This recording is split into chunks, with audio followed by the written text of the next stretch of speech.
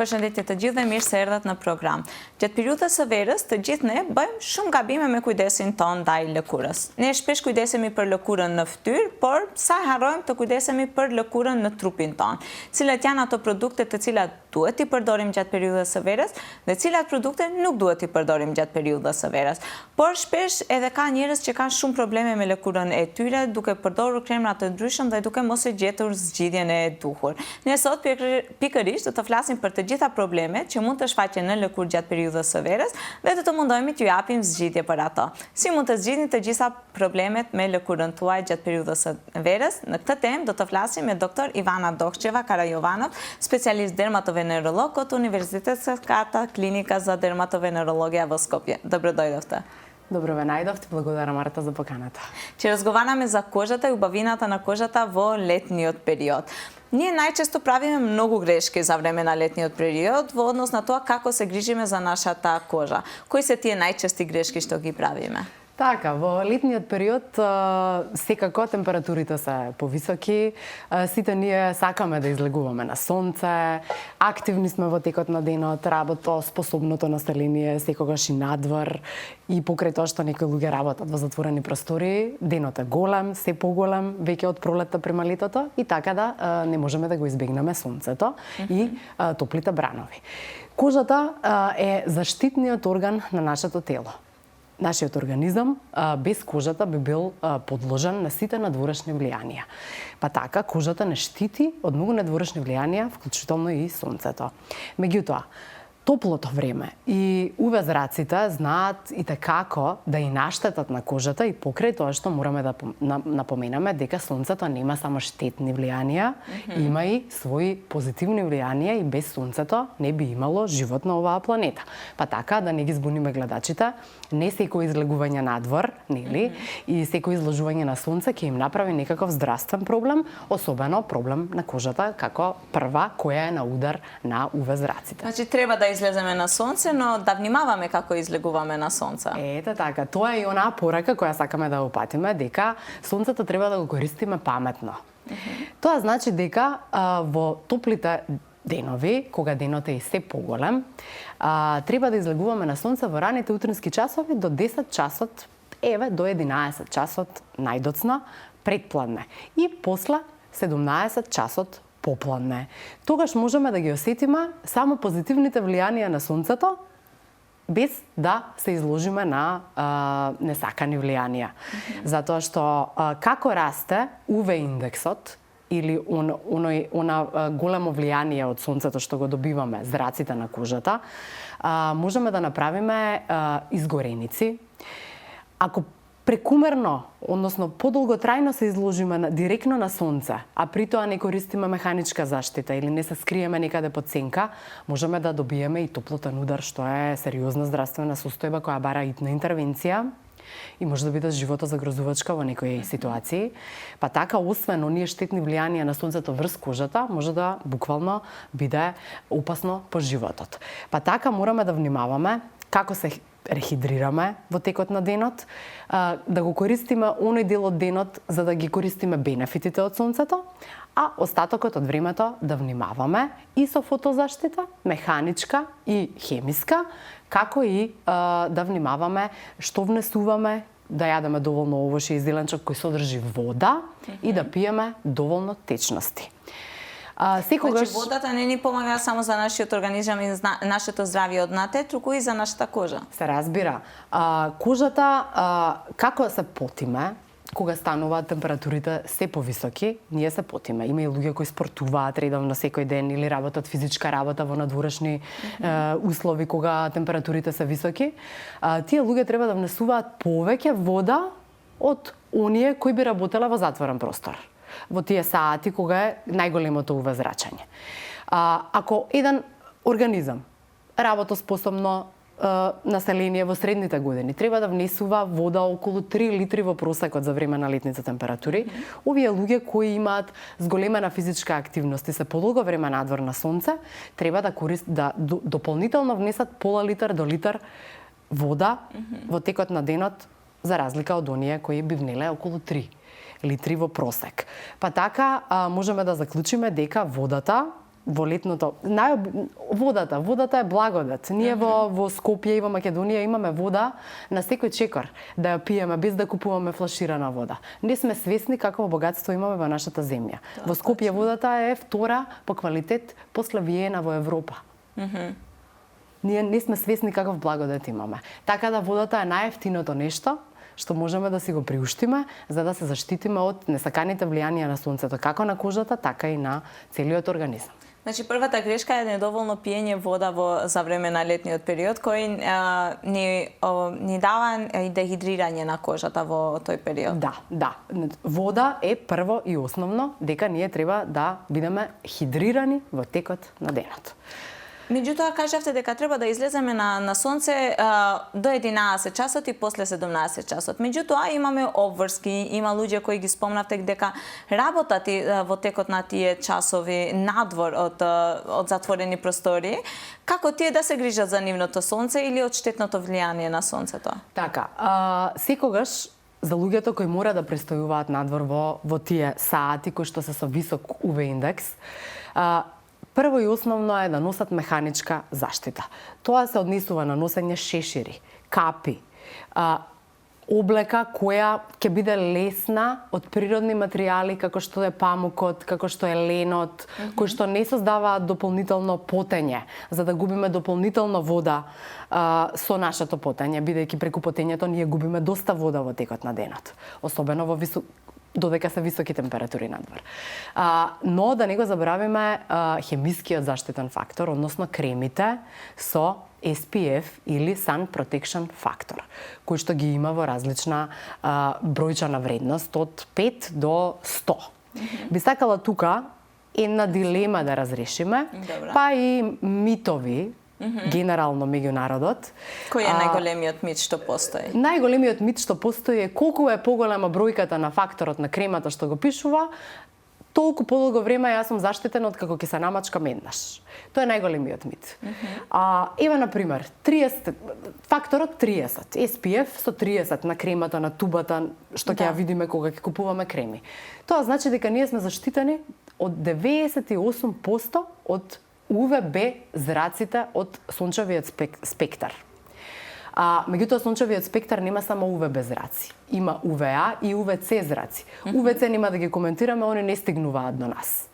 Озонот ги блокира и UVC зраците кои што се најштетни, се користат во медицински цели за стерилизација и така натаму, бактерицидно дејство имаат, тие не стигаат до нас и не интересираат на оваа тема. Меѓутоа, UVA зраците кои што ја оштетуваат ДНК на клетките и UVB зраците се оние од кои што се плашиме и треба да ги што помалку да ги примиме. Меѓутоа, за да го продуцираме витаминот D, кој што е исто така многу важна работа за да се спомне, затоа ние сонцето благодат, кога го користиме паметно.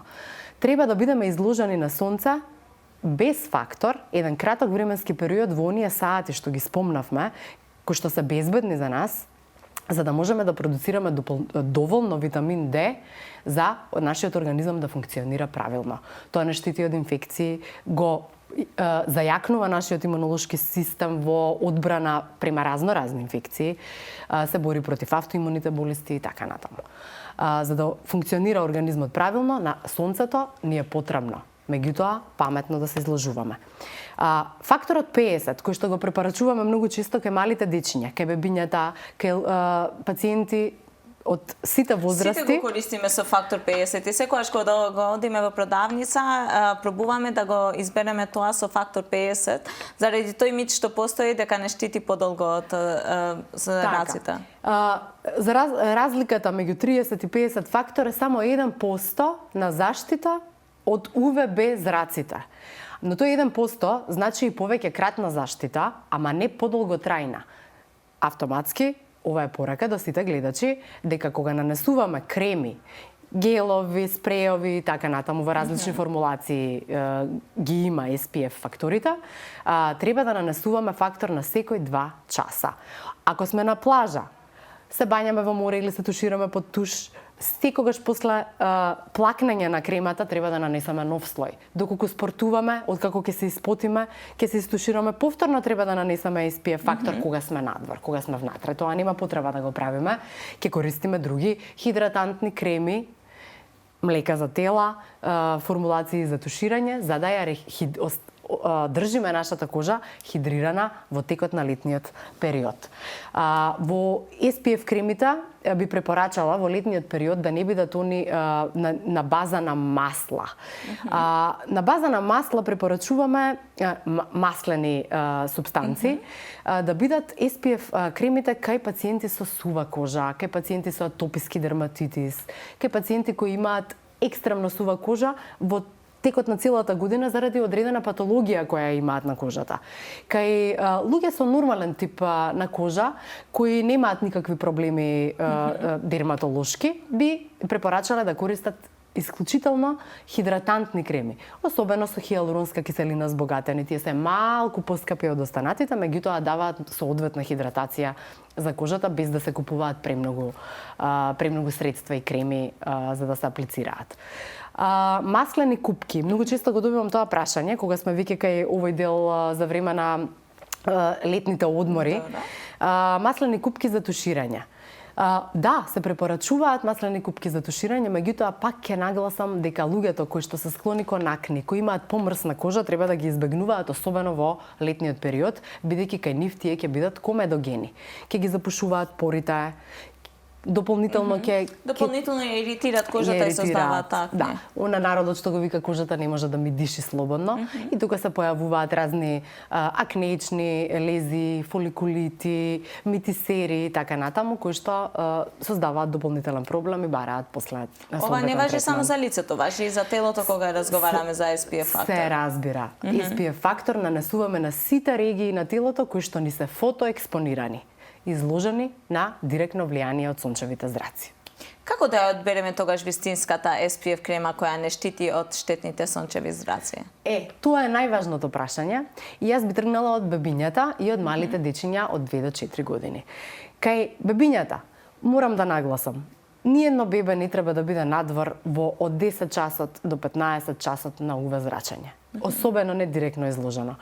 Доволно е на рачињата и на долните екстремитети на главчето и на лицето во раните утрински часови и попладневните часови кога сонцето е веќе полека према зенитот, да се изложи за да го синтетизира, да прими доволно UV зраци за да го синтетизира витаминот D кој е многу потребен за развој, односно за метаболизмот на коските во нашиот организам. Така. Особено кај малите дечиња кои што се во забрзан раст. Кај оние луѓе кои што се во активниот живот и се движат многу често надвор, 30 е сосема доволен фактор кој да се нанесува на секој 2 часа кога сме изложени надвор. Тој ги блокира, рековме, 98% од зраците. 50 факторот би го зачувале за популацијата која е со поосетлива кожа, кожа склона кон изгореници, црвенила и има одредена патологија на кожата, телеангектази, крвни садови, кои болести кои што се како да кажам, се влошуваат со изложување на UV зраците, кај нив се препорачува редовна употреба на фактор 50. Факторот 50 е малку по-густ секогаш од оној другиот фактор и може да направи една така лажна сигурност кај оние кои го користат. Имам доволно ставено, веќе поминаа 3 часа и уште имам остатоци од кремата. Тоа не значи дека ве штити. Што значи тоа? Тоа значи дека сме го нанеле погрешно, негде сме го нанеле повеќе. Поентата е факторот да се впие во кожата и он има делување од максимум 2 часа.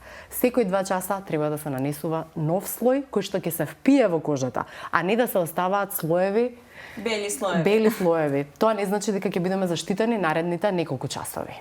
Дали треба пред да излеземе од дома 15 минути барем да си ја нанесеме кремата и да почекаме да ја впива кожата? Да, ти благодарам за ова прашање, ова е исто така многу важно во праксата. Да, 15-20 минути пред да бидеме директно изложени на UV зрачење, се препорачува нанесување на факторите, бидејќи има потреба кремата да се впие во кожата и тогаш ја прави најголемата бариера откако ќе се впие во кожата. Освен SPF фактор, често пати во текот на летните денови кожата е дехидрирана и тука ни помагаат серумите, хидратантните креми. Како треба да поминеме од грижа на кожа од зимниот период во летниот период? Така, тука се прават многу грешки. Особено во нашата земја е со континентална клима, ние имаме доста сончеви денови во годината. И морам да нагласам дека SPF факторите треба да се користат и кога е облачно, и кога е сонце или чисто небото без облаци, и кога е лето, и кога е зима. Тоа е така затоа што и облаците пропуштаат доволна количина на УВБ зраци, кои што може да ја оштетат и УВА, кои што ја оштетуваат кожата. Како да речам, за да дали треба да бидат сватат, погусти, помаслени или треба да важно бидат е многу, доколку пациентот користи одредени средства кои што се на база на киселини, кои што се користат, се советувани да се користат навечер.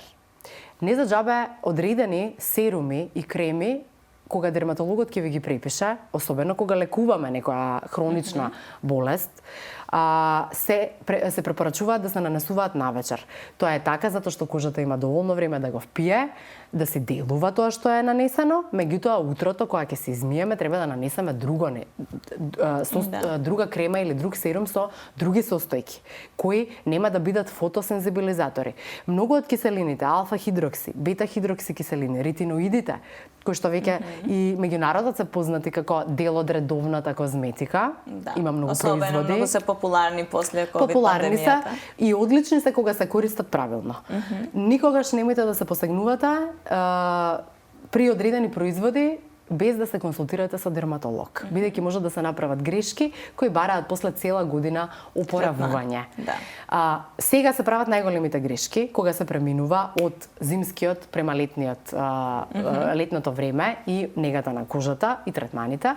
Па така би рекла дека овие сите киселини кои што ги наброив треба да ги оставиме за повторно да ги вклучиме на есен. Сега можеме да користиме хиалуронска киселина за хидратација. Таа и прави доволна хидратација на кожата, бидејќи врзува доволно вода и кожата е целосно хидрирана во текот на денот. Може да се користат антиоксидантни серуми и креми, како што е витаминот С, например. Тој може да се користи наутро, хиалуронската киселина и витаминот С, а навечер да се користат од други антиоксиданси, како што се ниацинамидот, глутатионот и така натаму. Пептидите помагаат, пример, за регенерирање? Да, пептидите и хидратација и одржување на она еластичност на кожата заради зголемената нарушување на липидната бариера при потење и при изложување на УВ зраци, односно кои што оние работи кои што ја сушат кожата во летниот период, овие сите работи ни го надоместуваат она кое што ни е потребно на дневно ниво, за да можеме да одржиме комплетна хидрираност на кожата без да изгуби својата еластичност, бидејќи фотостарењето, она старење кожата што го добива со годините, години акумулирани со изложување на сонце. Дури и при паметно изложување нашата кожа старее кога се експонираме на УВ зрачење. Така се губат еластичните влакна, колагените влакна, пропаѓаат и на тој начин и кожата го губи својот сјај и еластичност. Дали треба да почнеме, пример, за време на пубертетот да се грижиме за нашата кожа, да не ја има ова фотостарење што ја спомнавме? Кожата бара нега од самото раѓање. Бебињата се најнежната кожа се наоѓа кај бебињата. Ние не треба дополнително да ги изложуваме на УВ штетните зрачења или да ги мачкаме со премногу, бидејќи премногу креми или разни средства, за да ја негуваме нивната кожа. Доволно е да имаме една сензитивна крема после туширање, бидејќи скопската вода особено е богата со бигор и знае да ја суши дополнително кожата. Прекомерните хигиени исто така морам да нагласам, дополнително ја сушат и оштетуваат кожата. Доволно е да се умерена хигиена да се врши без да се користат континуирано антисептични средства, затоа што се нарушува микробиомот на кожата. 2-3 пати неделно дали е советувано, например, да се користат овие средства? Да, 3 пати неделно или пак кај луѓе кои работат, нели, рацете ги користиме за разни работи, имаме професии кои што доаѓаат во контакт со многу контагиозни материи, тука се препорачуваат се разбира почеста употреба на антисептични средства и дезинфициенси. Меѓутоа, не треба да се оди во обсесивно користење, рачунајќи дека сме ние на тој начин заштитени. Напротив, ја сушиме кожата, го нарушуваме незиниот микробиом и тука дополнително ја старееме кожата и ја подвргнуваме на надворешни влијанија. И доктор Докчева, за крај би сакала да спомнеме за третманите. Кога се грижиме за време на летниот период за нашата кожа, кои третмани не треба да ги правиме? Не треба да правиме ласери. Тоа е исто така се помодерно на нашаво поднебје. Ласери во летниот период не треба да се прават.